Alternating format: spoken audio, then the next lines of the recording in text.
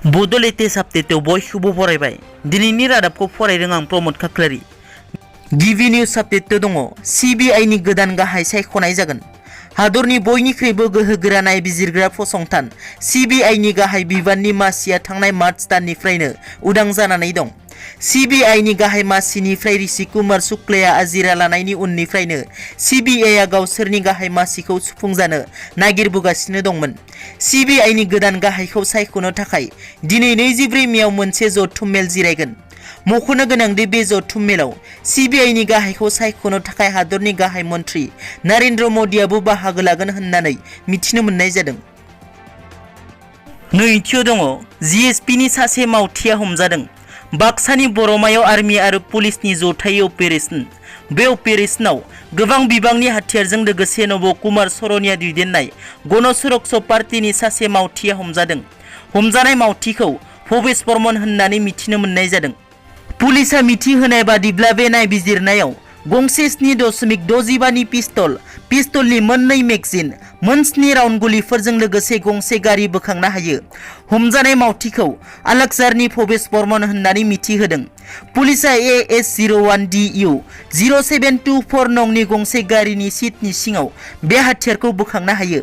हाथियारनि बागै आरो मिथिबावनो थाखाय पुलिसा मुसलपुर थानायाव सोंथि खालामगासिनो भवेश बर्मनखौ।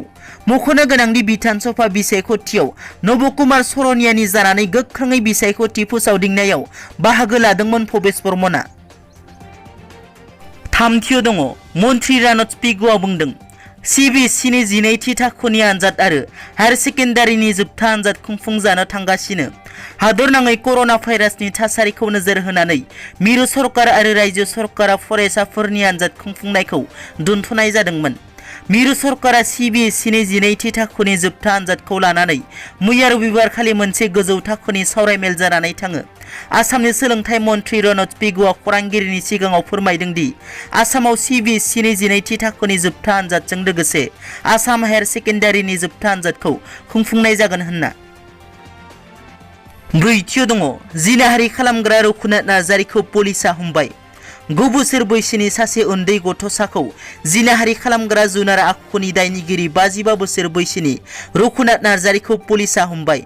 क'क्राझार जिल्लानि बिसमुरि पुलिस आउटपस्टनि सिङाव थानाय दिदोमपारा गामिनि 9 बोसोर बैसोनि सासे थाखो 5आव फरायफुबाय थानाय उन्दै हिन्जावसाखौ रावबो गैयै समाव खाबु लानानै न' खाथिनिनो रघुनाथ नार्जारिया जिनाहारि खालामनानै ओनसोलाव दुंहाव थासारि लाबोदोंमोन। जाथायनि सोमोन्दै मिथिनो मोननाय बादिब्ला थांनाय हरनि 10 रिंगायाव दायनिगिरि जुनार आखुनि रघुनाथ नार्जारिया न' खाथिनिनो हाग्रायाव थाखोमानानै थाबाय थायोमोन। थिग बे समावनो न'आव ओंखाम जानो फैनाय समावनो रायजोफोरा हमना पुलिसनि आखायाव गथायो। बाथियाव दङ बिटिआर गोरोबथानि दफाफोरखौ मावफुंजोबनांगौनि थाखाय लरेन्स इस्लारिया दाबि दैखांदों। बिटिआर गोरोबथानि दफाफोरखौ मावफुंनांगौनि थाखाय आसाम एसेम्ब्लियाव लरेन्स इस्लारिया बाथ्रा बुंजेनबाय।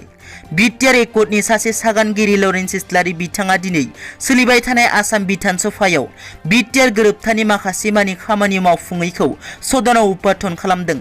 बिथाङा एकर्डआव लिरनाय सिमा बारायनायनि सोमोन्दै थाबैनो सिमा बारायनाय खामानिखौ आवगायनांगौ होनना फोरमायदों आरो एकर्डआव होनाय 6.1 बायदि बिटिसिनि साखाथियाव थानाय ट्राइबेल गामिफोरखौ थाबैनो सोसननो खावलायदों।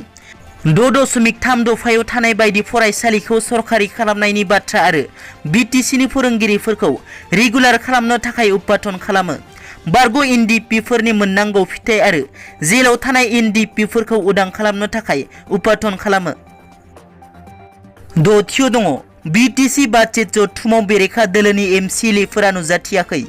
क'क्राझार सहरनि बड'फा नोगोराव थानाय बड'लेण्ड हायुङारि गौथुमनि एसेम्ब्लि हलाव दिनै बिटिसिनि 2021-22 बोसोरनि सरासनस्रा बाजेट जथुम खुंनाय जायो। बिटिसिनि बुंथिगिरि कातिराम बर'नि मासि सामलायनायाव खुंफुंनाय बिटिसि बाजेट जथुमाव बिटिआरनि गाहाय खुंगिरि प्रमद बर'आ 2021-22 बोसोरनि थाखाय 3,310 कोटि लाख रांखौ सदनाव दाखिल खालामनायनि उनाव हाउसआ पास खालामो। बिनि गेजेराव 2021-22 बोसोरनि बिटिसिनि मोन 40 बिफानफोरनि थाखाय दाजाबदानखौ खालामनानै 602 कोटि 36 लाखखौबो एसअपिडिनि थाखाय थि खालामो। मख'नो गोनांदि दिनै 10 रिंगायाव खुंफुंनाय एसेम्ब्लि बाजेट जथुमाव बेरेखा दोलोनि एमसिएलएफोरा सासेबो बाहागो लायाखै। खौरांगिरिनि सिगाङाव बिटिआरनि गाहाय खुंगिरि प्रमद बर'आ बुङो दि बिपिएफनि एमसिएलएफोरा बिटिसिनि एसेम्बलि जथुमाव खेबसेबो बाहागो लायैया थारैनो सुबुंखान्थि हादरनि पार्लियामेन्टारिनि आयेन आब्रुथिखौ मानिया मानोना बिथांमोना थांनाय 17 बोसोराव बिटिसिआव रां जाख्ल'नो आरो करपसन खालामनोसो फैदों लोगोसे रायजो राजाफोरखौ सिबिनो फैयाखै होननानै बुङो। दिनैनि रादाबा एसेनोसै। नोंथांमोना जुदि आंनि चेनेलखौ दासिमबो साबस्क्राइब खालामाखै अन्नानै साबस्क्राइब खालाम। गोजोन्थों।